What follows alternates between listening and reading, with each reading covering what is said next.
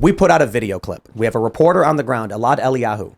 He films people marching saying, "We're coming for your children." Timcast News tweets, "Marchers chant, we're coming for your children." We did not opine on the fact, and we filmed several clips from the march. It was just coverage of the march. All of these corporate press outlets call us a right-wing channel for doing so. It's like it's a smear for simply having done the reporting. We're right-wing. Wait, was that your video? That was our video. That's right. So our reporter covered that. So I'm just curious. Was that video?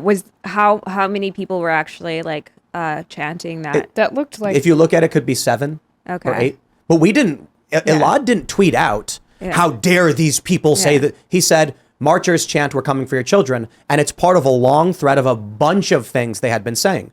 We did not condemn or opine in our reporting. We simply showed people a collection of videos of what had happened. Now, I personally opine on it a lot, but they call the clip itself right-wing or whatever for simply pointing out a thing happened.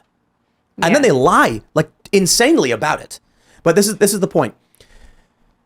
I go on the ground and say, "Hey, thing happened." If that thing offends the sensibilities of the woke, they will call me right-wing for having noticed it. This is what left and right means. If you stick to the facts, you're right-wing.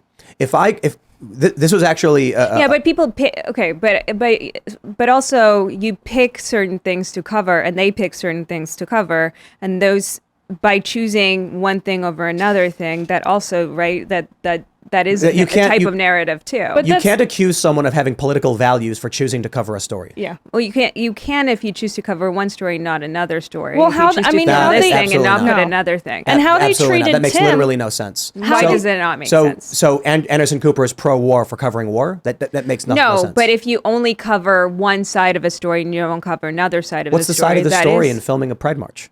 No, but if you put a particular clip on, right, you say there's all these things happen. It's like this. Okay, when we had the truckers thing in Canada, right, and one thing that the media did is they only put out the pictures of the Nazi flags, right, and then the rest of it was not Nazi flags, right, and they built right all the time. But that's what I'm saying by only covering.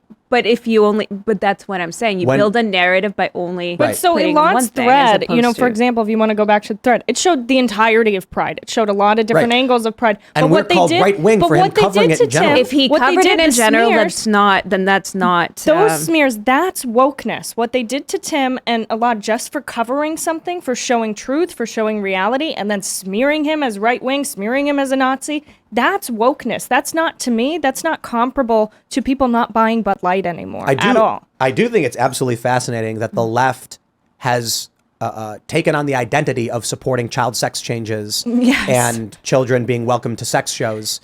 And if you oppose that, you're right wing. And I'm like...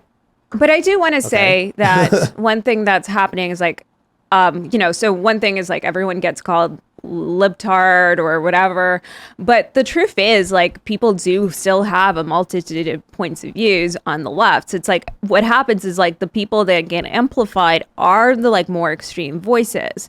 The truth is like if I talk to people like I'm looking at your expression, but like no, because I agree. Yeah, and the left supports them and defends them and puts them in positions of power. Yeah, so the people get amplified, but that's like, the thing, right? Because like I talk to people and their points of views are really diverse in all these topics. One thing that I do find it does make it really difficult sometimes to have conversations, including about say trans issues, is because it does get put up as like a right-wing issue, and so because it becomes like sort of a right-wing issue to have any concerns about these things, it does make it like so that a lot of people are kind of scared to talk about it. But your team did that. If you're gonna, I realize, I do. I realize. You know? I'm trying to help the situation. Okay? Yeah, I'm trying to do my part. Okay, they made it. Well, that's the wokeness. You're not allowed to. I get it. I'm trying to do my part by speaking, and I think that's the only thing you can do. Is like it is. The dialogue is. You have to have the dialogue. You have to not be so scared. And I think when people like me and others talk about it, I think it does. Make it so a little bit safer for other people to start talking about it. But I found that when I'm having these conversations with people, because I'm like not this radical, they're like, when we have these conversations, people are much, much, much more sensible about these things. But because the point of view that they're being, like, people on the right are being presented with, people on the left are being presented with, they think that everybody's view is just that radical one, and that's all that's being heard, and that creates like a false narrative, a false perception of reality of what people think. I sort of agree. I mostly disagree. If you have a leadership structure that you support, that espouses certain views, and then you say, but I personally disagree, sure, but you're lending all of your power and support to the views you disagree with, that makes no sense.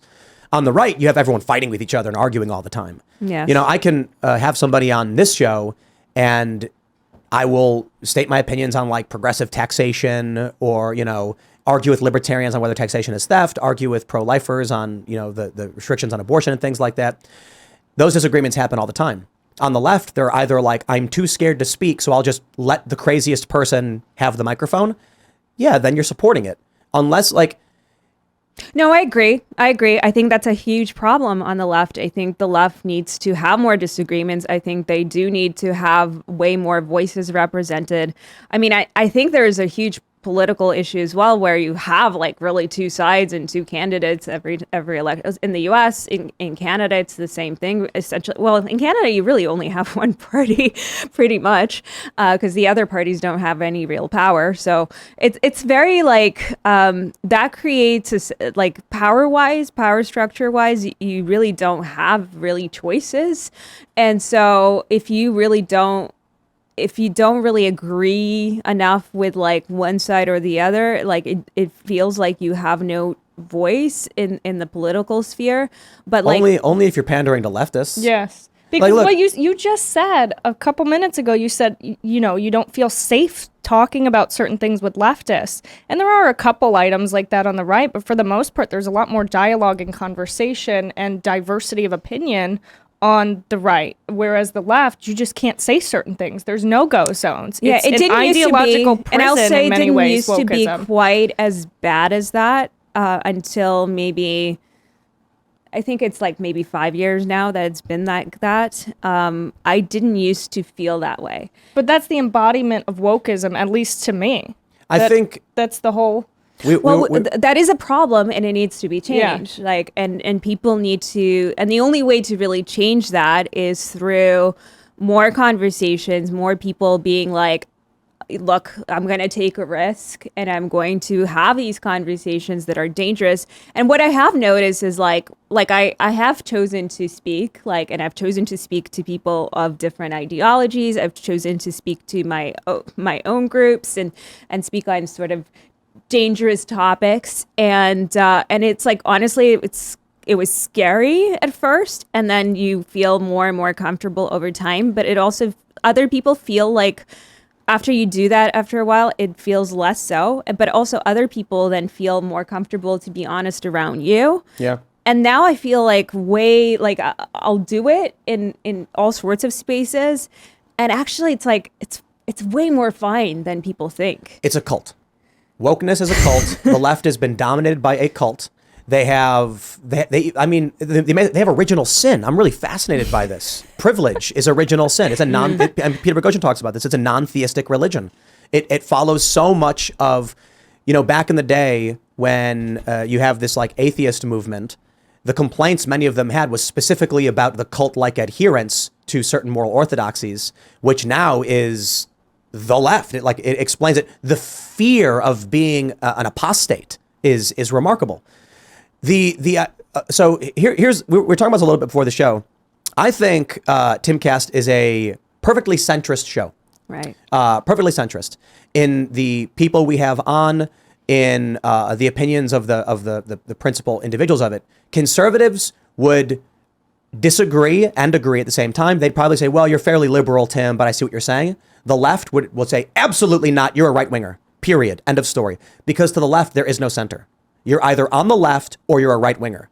To the right, you could be on the left, you could be center, you could be apolitical, because there's an honest debate and there's a cult.